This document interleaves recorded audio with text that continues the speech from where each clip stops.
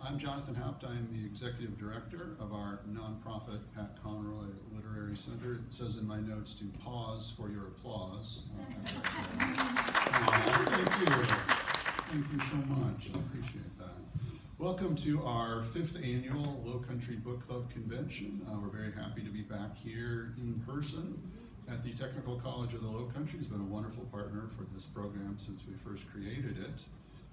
And I will remind everybody that this event is brought to you in part through the generosity of one of the largest book clubs in the United States, the Pulpwood Queens Book Club, who holds a fundraising auction for our Conroy Center every year, and that's what helps make today possible. And in the spirit of that, our very first session this morning will be presented by members of our local Pulpwood Queens Book Club. We're very happy to have these nice folks on stage to tell us a little bit about Pat Conroy's book, A Lowcountry Heart. Of Pat's 12 books published under his byline so far, that is book 12 of 12. That's the book that came out after Pat Conroy passed away. And in spring of 2019, we started a Pat Conroy book club with the goal of talking about all 12 of Pat's books in order, and we made it through 11, and then we had a pandemic. Y'all may have heard about that. I think it was in the newspapers a time or two. And that sort of prevented us from getting to book 12, but this was always the plan for A Lowcountry Heart, to have it presented by the Pulpwood Queens. In that book, in the way that it is set up by the blog post that Pat Conroy wrote, and by the framework that Cassandra and Pat's editors gave to it, it's ultimately sort of a set of letters to Pat's readers. So I thought, who better than a group of Pat's readers to tell us about that book? So that's what led to the idea that we're now going to celebrate, finally, more than a year after we thought we would, here as part of our Lowcountry Book Club convention. So with all that said, I'm very proud to introduce the leader of our local Pulpwood Queens Book Club, Janet McCauley. This club was founded by Charlene, who's there. Can't see her on camera, but we can see her and congratulate her here in the room. And the idea for having a Pulpwood Queens Book Club here in Beaufort actually came by virtue of an earlier version of this very event, the Lowcountry Book Club Convention, when Pulpwood Queens founder Kathy Murphy came and was one of our presenters that year, and Char took the initiative to create a chapter here in Beaufort where one had never existed until then. And that club continues to meet every single month in collaboration with our partners, with our Conroy Center, and Janet has been a remarkable leader to that club, adding new initiatives, including today's program. In her everyday life, Janet is a tour guide with Beaufort Tours, and when I don't see her at the Pulpwood Queens, I most often see her pulling through our parking lot, pointing and saying, "That's the Pat Conroy Center," to a group of excited tourists. She is a phenomenal storyteller, and I'm happy to see her on stage, and I'm going to let her introduce the rest of the crew and turn it over to Janet McCauley. Thank you all for being here. Thank you so much, Jonathan.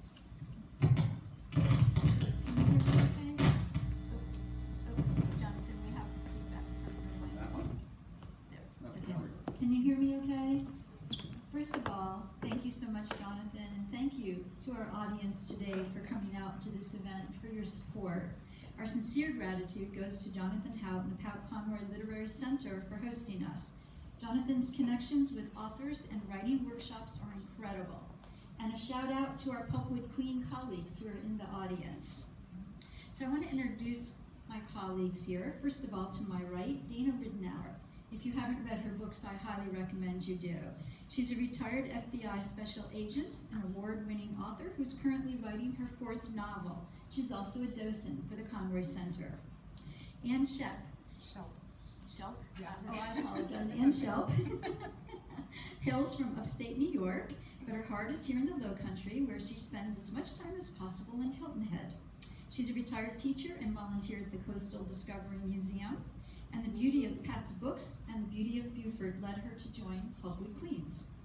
Ellen Kelly is a native of Los Angeles with 9 siblings and from a military family background. She retired from teaching also after 24 years of service and now enjoys reading, traveling, and writing memoirs. Ellen is a member of the Spirit Writers, a writer's critique group here in Beaufort. So with that, I'll let Dana start off as we talk about this wonderful book of Pat's called A Lowcountry Heart, and we're going to talk about some different aspects of Pat's life as we go along here. The Lowcountry Heart. We got together as a group and we thought, what does this book mean and what does it mean to each of us? And everybody that reads Pat comes away with something different. So we thought, we're all from different backgrounds. And of course, from reading Lowcountry Heart, a lot of the things that came forward are Pat's friendships, his mentorship, his love of teaching, his love-hate relationship with the Citadel, which eventually, of course, was love. So we all decided we would take something that meant something to us, that we personally got out of this book. And with me, having spent 21 years in working in a situation where I was law enforcement and going through some paramilitary training and everything, I decided to talk about the influence of the Citadel on Pat Conroy. And anybody that's been through the Conroy Center probably knows that Pat didn't want to go to the Citadel. His father chose the Citadel for him, and he was more or less forced to go to the Citadel. And you would think that would probably make a person bitter, to have to go to a military college, to go through a 4-year intense plebe system like no other, but it didn't. Actually, Pat became the person that he was probably meant to be because of the Citadel. He became the writer because of the Citadel. And when I was going through Lowcountry Heart, I read this book 3 different times, and I've come away with different impressions 3 different times. And you know, when I first read it in 2016, I think when it came out, it affected me completely different. Then I read it again a few years later, completely different reflections on it. And then after becoming a docent, I really have a completely different reflection. So you can read this book so many times and you're always going to come across with something different. But this last time, his relationship with the Citadel really took hold of me for some reason. And I guess it was something that I never really thought about, that what did those 4 years mean to Pat and making him the person that he was. And there's something I'd like to read that was from The Best Night in the Life of This Aging Citadel Point Guard, because I think this truly says what the Citadel meant to Pat. But the Citadel taught me that I was a man of courage when I survived that merciless crucible of a 4-year test that is the measure of the Citadel experience. I'm the kind of writer I am because of the Citadel. It made me ache to be a contributing citizen in whatever society I found myself in, to live out a life I could be proud of, and always to measure up to what it took to be the highest ideals of a Citadel man, or now a Citadel woman. So when I read that, this 3rd time that I read through A Lowcountry Heart, that really hit me. Because without the Citadel, we wouldn't have the Boo, we wouldn't have Lords of Discipline, and we wouldn't have My Losing Season. And you know, if you haven't read The Losing Season, you should read it because it's so much fun. You don't have to be a basketball fan to really love that book. But growing up in Kentucky and going to the University of Kentucky, I'm a basketball fan. So I loved My Losing Season. And when Pat was talking about sprinting down the court as a point guard, I could feel that. Because, you know, having walked into Rupp Arena when the players come out on the field, I can only imagine what it felt like to Pat to walk out on that court and having the whole corps of cadets just screaming for the team. I mean, that had to just be an unbelievable feeling for an 18-year-old boy to feel. But I think also we don't give enough credit, I think, to the Citadel for his 4 years of playing basketball. I mean, that changes a person. An athlete, when you're an athlete as a child, you're an athlete for life, I do believe. No matter when your body starts to give out on you and says it's not, you still have that athlete inside you. You have that spirit. And I think Pat had that spirit. He had that basketball spirit to the day he died, I'm sure. I mean, there's just no getting around that. So that's what, you know, from his very first book, The Boo. And I think not only was The Boo his first book, it was his first step into activism too. He saw something that wasn't right, and he wrote a book to fix it. And so we wouldn't have The Boo, and we wouldn't have Lords of Discipline. Of course, all this led to a 30-year, he wasn't allowed on campus for 30 years. But as we all know, the ending's a good ending, and everybody made up, and Pat's jersey hangs in the Citadel, and also, you know, his name is forever be attached to the Citadel because of the writer that Pat became. But I do think that without the Citadel, he would not have been the man that he was, and he would not have been the writer he was. So I do think that, love or hate the Citadel, I think Pat Conroy was the person, because in that 4 years, whether his father knew that or not, I don't know. So I love that the Citadel also gave us the best line, I wear the ring. And because I can talk all day, I'm going to shut up now. I think you should keep going. And I'm going to let somebody else talk. And one of the things I highly recommend, and I also messed up because we were going to play a video of Pat talking about Beaufort, and we'll do that eventually. But I highly recommend, if you've never seen it, you can go on YouTube and you can watch Pat do the commencement speech to the class of 2001. It's 15 minutes. It is so moving and beautiful, and I highly recommend that you go on. Just Google Pat Conroy. You'll see a little click on the top that says videos, and you can see many YouTube interviews with Pat, and that's just a really special one. I'm actually not a basketball player, but I really enjoyed my losing season too, and I was surprised, as you mentioned, Dana, how one of Pat's talents is making you feel like you're there, no matter what you're reading. And it's kind of how I got I could almost say obsessed with him, because I'm actually not from Beaufort. I live, as Janet mentioned, in upstate New York, but we've traveled down to Hilton Head several times during the summer with our kids when they were young. And eventually, my daughter became a teacher as well, and she said, well, I want to teach down south. You're a smart girl, right? So she applied, and she started off at Beaufort Elementary, and I was lucky I got to come down and get her settled in. That was my first introduction to Beaufort, which obviously took my breath away, like I know it does many of you. And at the time, I still had not heard of Pat Conroy. So she got settled in her teaching, and so McCauley gave her The Water is Wide, another one of his memoirs, and she read it and she passed it right on to me. And I was like, wow. So then I started feeling like even though I go back to New York, unfortunately, every time I needed a dose of Beaufort, I would read, because his writing just, and his language and the way he described the area just brought back all those images that I remembered. So whenever I'm in New York, I read Pat Conroy just to make me feel like I'm here. So I think that's just one of the many skills that he has in his writing. So I picked, being a former teacher, I was connected particularly to his chapter in this book about his reverence and respect that he had for his teachers and his love for his teachers.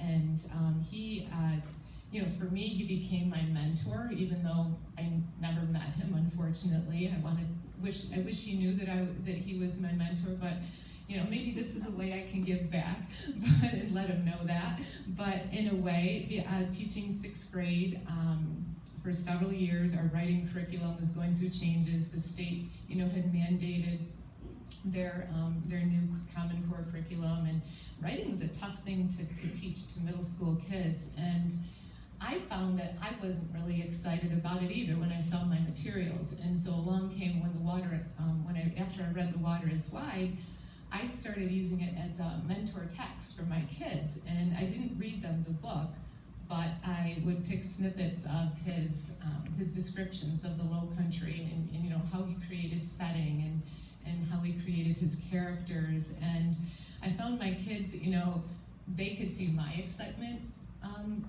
as I read, and then they got caught up in the words and the figurative language and how to make the words jump out. Teaching similes and metaphors, it was like a whole new way to do it. So I saw the enthusiasm for my kids really increase. So that was really kind of a special, reading the book. I didn't necessarily, as I was reading the book at first, think I was going to then use that as my teaching materials, but it was actually it was a great way to do it. And the kids, I could just see their enthusiasm for writing really increase. So that was a lot of fun. So, even though Pat, only taught 3 years, 2 years in Beaufort High School, and then 1 year on the island of Defusky, I feel like, even though he said, I think he says at one point that it was actually the happiest time of his life. I think he thought he was going to be a teacher for life. But I feel like, in a way, he really was. He really is still. He's still teaching us. Every time we read, or every time, a teacher shares maybe something from one of his books, and I think he teaches us through the Literary Center too, and even in book club discussions like this. So that was kind of my takeaway. And I just wanted to talk just a little bit about, he's my mentor, but he also, he had many mentors in his life.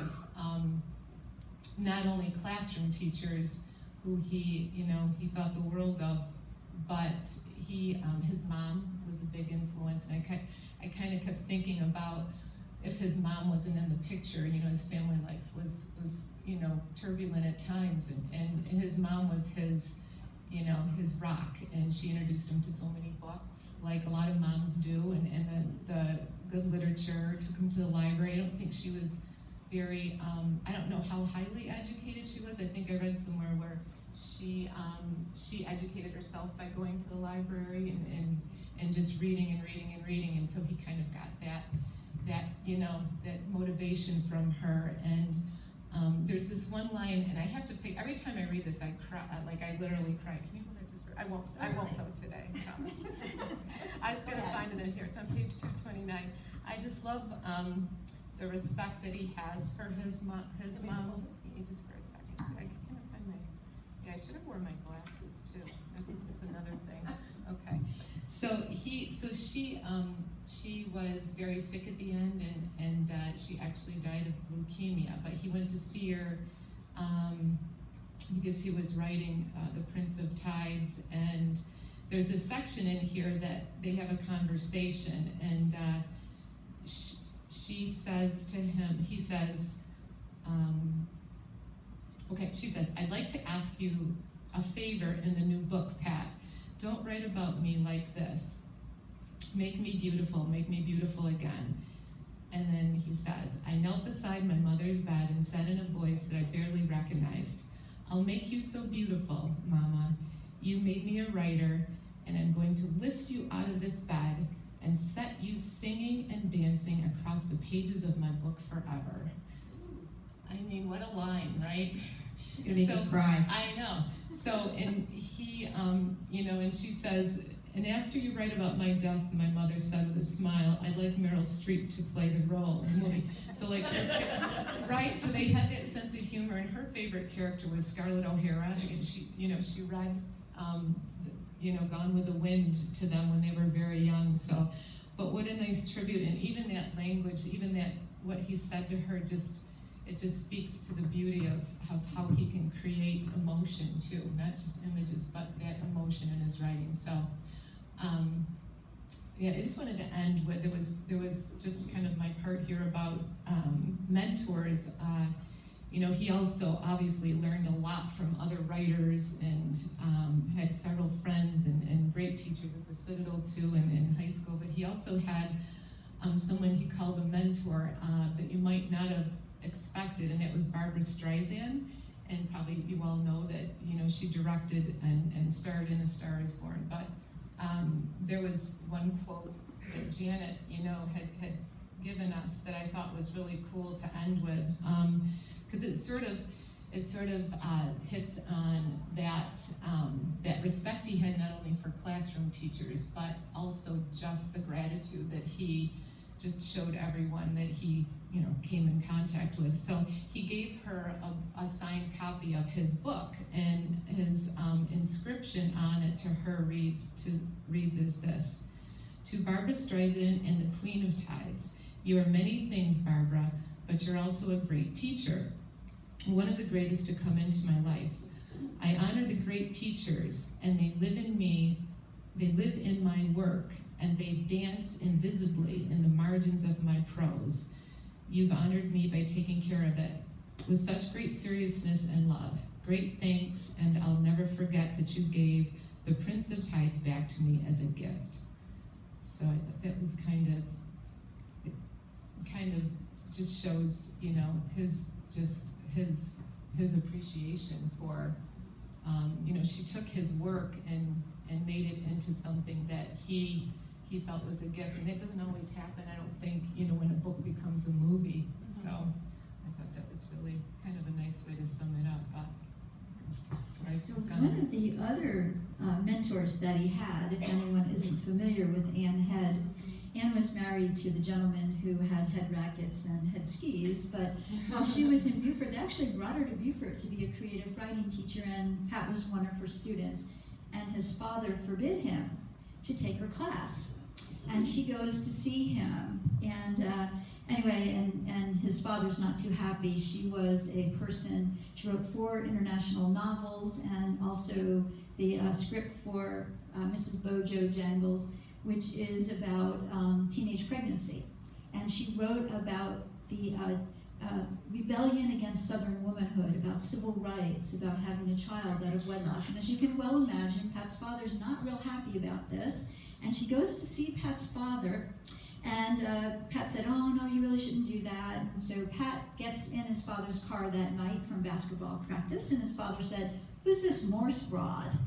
And Pat says, "Oh no, she's just an English teacher." And his father uses some very colorful language, and she had apparently gone to see him. And he said, "I didn't give you permission to take that artsy-fartsy class, and you cannot take that class." So he sees Ann Head, and she tells him about the experience. She didn't want him to go to the Citadel. She really wanted him to go to a more liberal arts college where they would really bring out his great writing and literary talent. But his father was set on him going to the Citadel, and he didn't like Ann Head telling him what he ought to be doing to help Pat get into college. And his father forbids him. And so Ann Head sees Pat the next day, and Pat's like, "Oh, you didn't go see my father?" And she said, "Yeah, I did." And she said, "Pat, someday, not now, but someday, you will write about that guy." And so when I do tours, Conroy tours, I always stop at Ann Head's grave because she passed before Pat wrote his first book. And every time Pat wrote a book, he would go put a rose on her grave. And that just has really special meaning. She died unexpectedly young before Pat had published. But there was a wonderful, again, YouTube video. You can watch her daughter Nancy, who did a presentation at our public library, and it is titled Ann Head, the Forgotten Mentor of Pat Conroy. So another YouTube I highly recommend you watch. Yeah, I hadn't heard of her either till you mentioned her, so I did Google that and watched it, and I was just amazed about how prolific she was as a writer. I mean, and considered Beaufort's first novelist. Even though we had part-time novelists coming here, she lived here, yeah. But like you, I'm a retired teacher, yeah. But I remember I grew up in Los Angeles, which I'm a Californian, La La Land and all that. And I was a military wife. I was married to a Marine. But I remember reading The Water is Wide in 6th grade, and I had no idea who Pat Conroy was. I just fell in love with his heart, his teaching. And of course, I still wanted to be an actress at that time, so it was between teaching and acting. And I never got one, but I got the other. But I ended up marrying a local boy. And, he was liberal, and I couldn't believe he was going to join the Marine Corps. And I came from a very large, liberal, Irish Catholic family, very political, and it was everything they were against. They didn't tell me no. I did it anyway. So we ended up traveling around, and we ended up getting orders after the Gulf War ended, and it was to Camp Lejeune. And I was working on my teaching degree at the time, and the month before we were to leave, the orders got changed, and it said Beaufort, South Carolina. And I went, "Oh no, I don't want to go there." And my whole family got very upset. Everyone's like, "You're not going to go to the deep South? What are they going to do to you?" So they're all worried. But a friend had said, "No, it's so beautiful there." And I said, "Oh, I'll go." And I'm very open. I'm open, and 28 years later, I'm still here, even though my marriage didn't last as long. So anyway, this book hit me in so many areas, but mostly because coming from a progressive state, and to move to the South and not knowing what a civil rights person Pat Conroy was, really. I enjoyed reading about all his mentors and how much the civil rights movement, this area was just a hub for it. Had no idea, really. I lived here a long time before I even knew that Pat Conroy was back. I taught middle school, and I knew, oh yeah, his movies were filmed here and all that. I missed Prince of Tides. I came here in '93. And I worked with Joy Kaiserling at the Ladies Island Middle, and if you ever met Joy, she's passed away now, and she was a peer of Pat Conroy's. I had no idea. And she goes, oh yeah, I knew Pat. I'm like, what? Because I loved his writing. I absolutely loved his writing, and to have met someone that knew him, as close as I could get. I never met the man, unfortunately.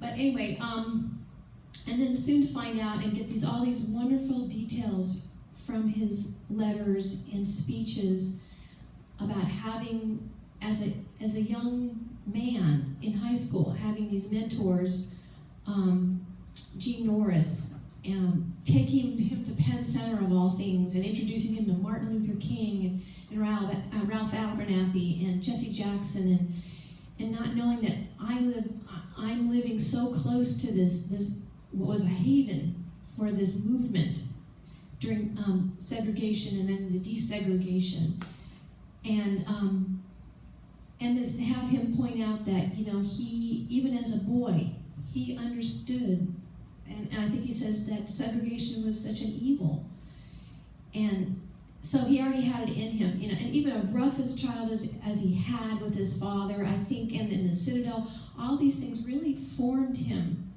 to be the person and the writer he was, of course, and just Ann Head as well. All these people, I had no idea, and my son went to Beaufort High, and I had no idea that all this, my son was actually going to a place that, and he was probably getting a better history education than I had in California, sadly. But anyway, along with, racial injustice, the man also had a good friend. I didn't know this either. Had taught with him, Tim Belk at Beaufort High, and learning about him and how he was a Southerner and moved to San Francisco to become himself. He was gay. And the fact that he had been put, Pat wrote him into his books and put him in his movies, but it was much more than that. The whole, I had no idea. Gay rights too. I mean, during the AIDS epidemic, it's almost as if he had his hand in everything. You know what I mean? Telling about these boys dying. I have a brother who's gay. I have a sister who's gay. So I mean, from Los Angeles, we have one of each. And it made me cry to read how he had helped bring food to these people, and when they were dying. And this was a Southern person who, I didn't, like I said, I didn't want to go to Beaufort. I didn't want to be here. I fell in love with the beauty, and then I already was in love with Pat Conroy as the writer. I had no idea he was connected to so much. And then not even just stopping there with the gay rights thing. Shannon Faulkner in here, you talked about the whole Citadel thing, and how he gets, he can't even go back to the Citadel they don't invite him back. He ends up, talking at the Coast Guard Academy, and he meets these women, and they challenge him. And he has such a great sense of humor all throughout this. Everything, he's so funny. But that's, I guess, how he connects with people, because he's always trying to get a story. And I like to write too, so, you don't know, writers will put you in their books. They'll put you in your stories. You gotta beware, right, Dana? Absolutely. And I'm not even published, and I'm always writing about people, so beware of me. But that's what Conroy did. But when he meets these young ladies, I think we sometimes think we're done. And then they challenge him to, and tell him there's gonna be a woman at the Citadel one day, and he's like, no, not gonna happen. It was so horrible. And that was one of my takeaways. I'm not a military person, as far as I would never join the military. But for him to have joined the Citadel after his father, that amazed me, And then years later, here comes Shannon Faulkner, and he did support her. you know. And then I watched a video on her the other day too. I guess it was in last year did a video, YouTube, about her time at the Citadel, because now they're kind of questioning it and saying she'd only been there 4 days. And she ends with, since that time, and that was back in '94, I don't remember exactly when she was trying to get in, and all these years later, they've had over 500 women graduate from the Citadel, you know? Back when Shannon was going through her, Mm-hmm. I went to a book signing in Charleston for one of Pat's books. I can't remember which one had come out then, but I was standing in line, and there we are in Charleston, and all this mess is going on with Shannon Faulkner, and it was like a big protest. It was like a zoo, and there I am standing with my book to get signed, right in the middle of all of it. And of course, you know, Pat was a hero of mine, and I never really usually get tongue-tied until I got in front of him, and you know, and then I didn't know what to say except for, wow, this is a shit show, isn't it? And then, yeah, that was the only thing I said to Pat Conroy that day. But yeah, well, he laughed. He thought it was funny, but yeah, I froze.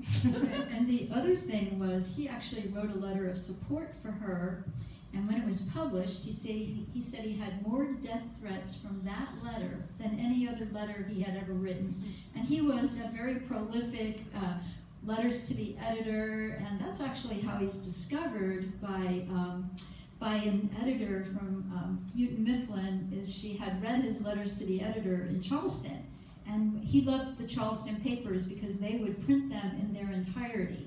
So when he moves to Atlanta, he hated it because they would be editing, and he said they didn't really get across the message he might have wanted to give. But he loved letters to the editor, and this was one of the most devastating ones that he wrote. I kind of even, you know, something I thought about yesterday was, what would Pat say about Black Lives Matter, and what would he say about this pandemic and all that's going, even in immigration? I don't mean, I'm getting kind of political here, but I just kind of wonder, who would his characters be? Because you know he's going to write a book, you know? Yeah, I don't know. But there was just so much in a Lowcountry heart, and I just thought, you know, he had a really brave and passionate Lowcountry heart. That's my takeaway on that. I remember reading, and it struck me as I was reading this over again. It was almost like Pat knew he only had a little bit of time left, and I think I shared that with you. I felt like he was, well, I guess you do that when you're reflecting a lot, but I think he wanted. There was something that he said that was very close to that. He wasn't necessarily afraid of dying, but he was, or something to that effect. But he had books he needed to write still. So like there would have been, I think, a lot that, as you were saying, would be tied into what's going on right now, and probably would have had a lot to say. Yeah, his work wasn't done. Typing in heaven right now. You can hear that. Yeah. Except for if you know Patty didn't type. No, except he didn't type. Anybody doesn't know this, he wrote everything longhand on yellow legal pads, which is a whole other great story. Yeah, they said what was that one book that he had all his friends type for him? The Water's The Wide. Water's Wide. His mother had all her friends type, and so every one was a different typeset on different color paper, and one of them was Harriet Kaiserling, who was the very first female legislative representative here in South Carolina, and she typed it on her legislative letterhead. But another funny part of that story is they all started every chapter as page 1. So when he's called and they accept the book, his agent says to him, Julian Bach, he says, "Great book, Pat, but you need to get a typist, and don't start every chapter with page 1. When I first started writing, I wanted to write like Pat, so I went to Office Depot and bought a whole big pack of legal pads. Sat down and I started writing. I got about halfway through the first legal pad and realized I couldn't read a word I had written. I can't read my own handwriting. My brain works faster than my hand, and that was a mess. So I had to go back and buy a computer. And if you haven't been to the Conroy Center, you really have to go because they have a lot of his things on display. And recently I saw an author presentation, and she got to sit at Pat's desk and in his chair as she signed her books. It was great fun. So one of the things that kind of struck me in the book also, Pat talks about writing memoirs. And he says, people who read my memoirs ask me how I know what's true and what's not true. And I think a classic example of that is the great Santini, where he kills his father off before his father actually died, but he really discloses how dysfunctional his family was, and they weren't real happy about it. And he says, I don't worry about it too much. I understand memoir and fiction, and I understand that there's making up that goes along with both. I've seen memoirists who go nuts for absolutely scrupulous word-for-word truth-telling. It's an impossible standard. If you have to write it perfectly, the story won't be told. Here's what I know. If a story's not told, it's the silence around the untold story that ends up killing people. The story can open up a secret to the light. When you write a memoir, you want it to be as true as you can make it. With fiction, you have a much larger body of water to play in. But I have to admit this right away. I'm swimming in dangerous water when I talk about the difference between memoir and fiction. I've often intermingled the two. Trying to figure out where the truth lies is one of the perils of writing memoirs. So, Jonathan, is it possible we can play the video? Tyler can do that. Okay, yeah, Tyler, if you would play, I apologize. I was going to start this way so everybody understood Pat's tie. And if you haven't seen this video on YouTube, it's just a Pat talking about Beaufort.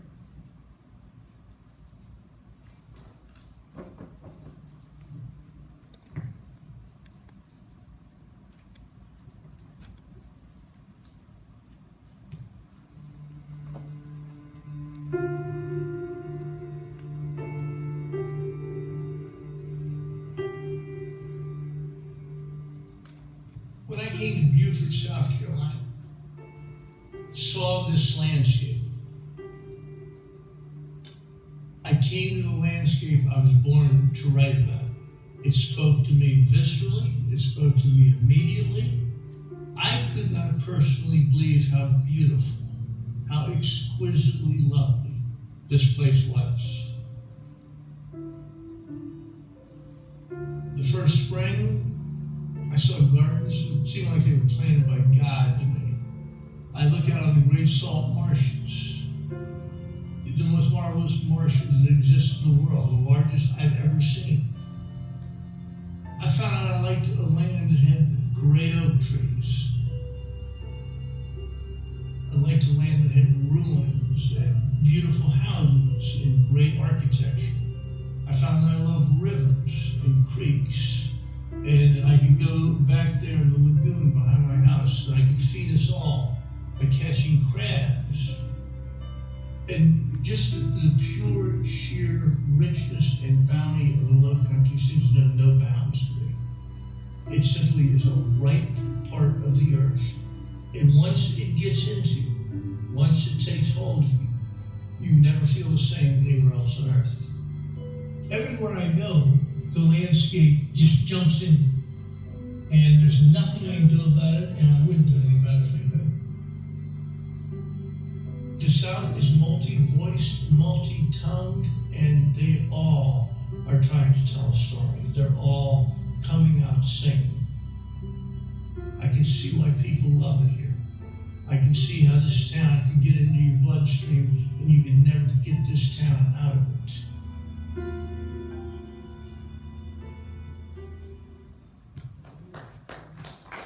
That's one of my favorite videos, and again, you can watch that on YouTube. And I just think it just really represents Pat. He was such an incredibly talented and lyrical writer.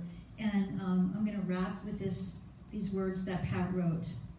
I wish I had written a lot more, been bolder with my talent, and more forgiving of my weaknesses.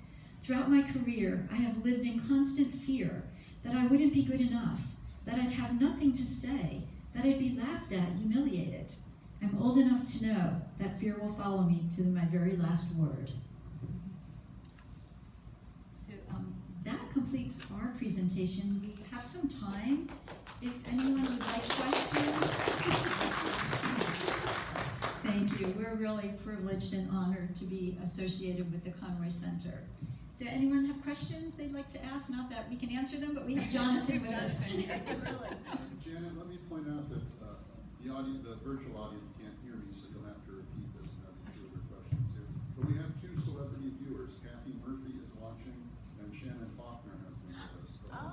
Oh, so Jonathan just relayed to us Kathy Murphy, the founder of Pulpwood Queens, which has 800 chapters internationally, and Shannon Faulkner is also on watching with us. So we are just so proud and so pleased. And as far as that goes, to Shannon Faulkner, I'd like to say thank you. Because as a female law enforcement, and it, you know, people like Shannon open the doors for a lot of people, and although it didn't end so well for her, she opened the door that would not be open if it hadn't been for her. So thank you, Shannon, if you are watching.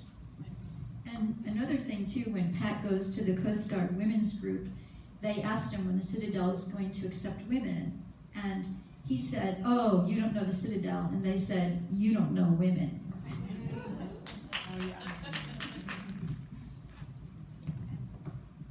We also, if anybody's interested in the Pulpwood Queens, we have our local club here, and we would be happy to answer questions or come down and talk to us afterwards.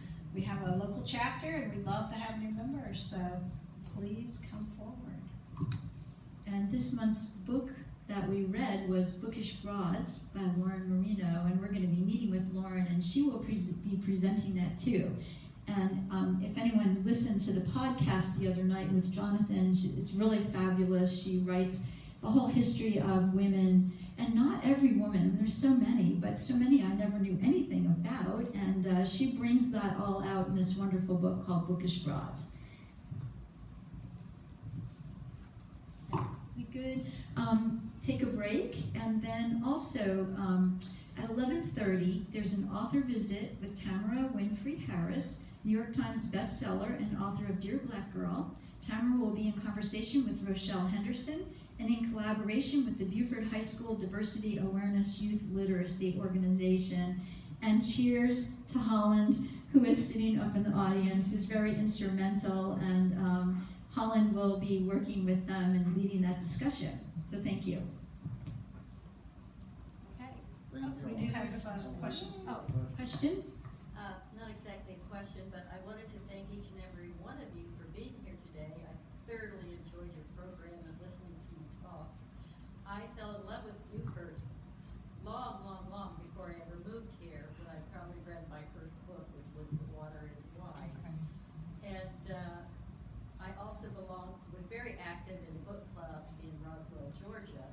And so that's one of the things that I do miss, is belonging to a club where we can share ideas and also enrich each other's lives by how those stories interrelated with your own lives.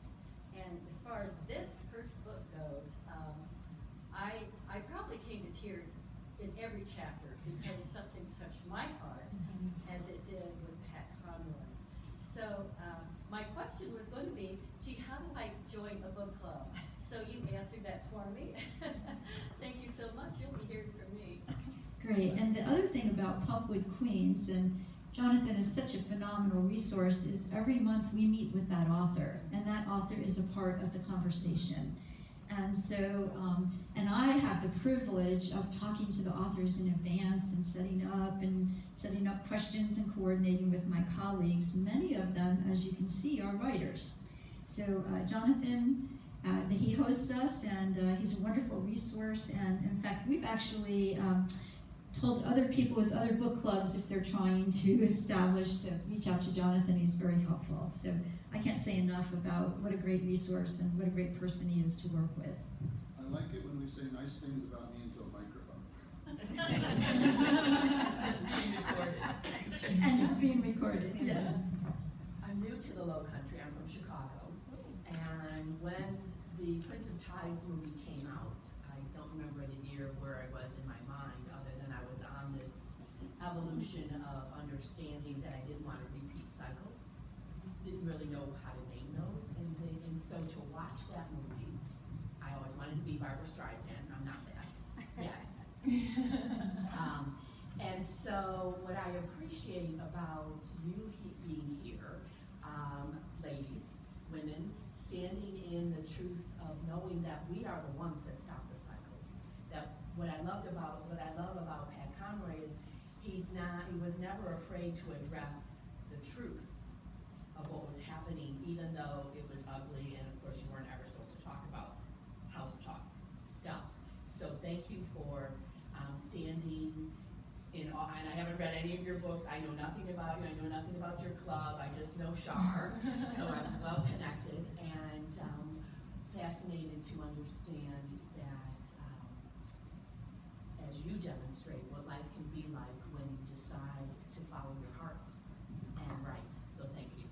And it's kind of interesting because I'm a history movie guide as well as a Conroy guide. So a lot of times I'll get people who come to Beaufort, and of course The Great Sentini and The Prince of Tides were filmed here. And they'll go, I don't want to hear anything about that author. And they'll go, oh, you're killing me. And I said, when I'm done, you're going to change your mind. Yes. And so I do talk a lot about Pat. He's such an integral part of our history, such a philanthropic person. And so not only do you get the history here, but you also get to see some of the places where the movies were filmed. And if you're on the Conroy tour, you get to see where he lived and where he wrote different books. And it's great fun. And really I said to Jonathan when the center moved, is it a problem not being so close into town? And he said, this is a destination. And so I get people who come, and I mean, when we used to go out to the grave, I had to start bringing Kleenex with me because people would be crying at the grave. And so if you've never been to Pat's grave out in St. Helena, another thing I highly recommend, go out there, see the memorabilia, see his stone with a quote on it, and really it personifies what the Lowcountry is. Thank you. Well, and I think you'll be surprised too. I'm always shocked at how many people live in Beaufort because of Pat. And it shocks me because I thought I was the only person that did that. I find out, no, it's like half of Beaufort lives here because they read Pat Conroy at one point in time. And that, of course, is what happened to me. When I was in college, I read The Prince of Tides. And I'd been to Beaufort many times. I mean, not Beaufort. I'd been to South Carolina. I'd been to the Grand Strand area, the Myrtle Beach area. I'd never been to Beaufort. And when I was in college, I read this book, and I said, I have to go to Beaufort. And I road tripped by myself to Beaufort with my camera. Back then, it was 35 millimeter.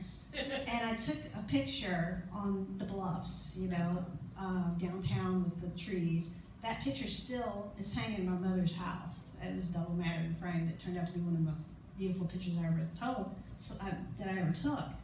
And I told my mom that day, I think I was 19, 20 years old, I said, I'm gonna live in Beaufort. Of course, it took me a long time. I had to go through a whole career to get here. But I kind of thought, well, I'm the only person dumb enough to move to a city because of a book I read. And then I get here, and half of Beaufort is here because of Pat Conrad and because of the love that he put into every one of these books. It's just something. Now, Beaufort is magical, I would say. Yeah, yes. Beaufort has a magic that you can't describe. And once you get here, you're hooked. Yeah. But that's always surprising. And Brenda Gale, I was just going to, I see her hand is raised, so I also want to point out, I'm a member of 3 book clubs, and obviously a voracious reader. Brenda Gale leads one of them at the public library. That is a fabulous group, and we take turns leading those discussions. And the other thing I just want to point out before I take your question or comment, and that is if you haven't read Pat's cookbook, you have to read his cookbook. Because there are all these wonderful stories and places and things that he portrays, and cooking was actually a therapy for Pat. And one of those, that's where I got the Anne Head piece originally, was one of his chapters is dedicated to Anne Head. And so here's a really fun thing if you're in a book club, take that book as your Christmas thing, before COVID, of course, or after COVID, hopefully. Everybody take a chapter of the book, talk about what he wrote about, and do one of the recipes to share. It's great fun. So Brenda Gale, did you? Yeah, just a comment. My husband and I met online. He moved here from the UK, and the book we were doing that month was The Water is Wide. And it was his first American literature, after moving here. And then, while we were reading this, we meet Pat at Bill's Liquor. He was getting a bottle of champagne to celebrate some occasion, and I introduced him to Stuart. I said, he's, read your book. Yours is the first one he's read, and it was such a great introduction to the Lowcountry. And he was, very self-deprecating, but very gracious. Of course, I've seen him on stage any number of times, but that was the only personal contact I had with him, and he was so gracious, and just can't help but love him. And so one other thing, I'm gonna actually probably more, but one of the other things I highly recommend is Cassandra King Conroy's book, Tell Me a Story. If you haven't read that, her wonderful stories about Pat, and having seen her do her presentation at the University of South Carolina, Beaufort, just heartwarming, her stories about Pat and what a wonderful life. And we really appreciate that too. Hey, anyone else? All right, enjoy your break, and hopefully we'll see you in a few minutes.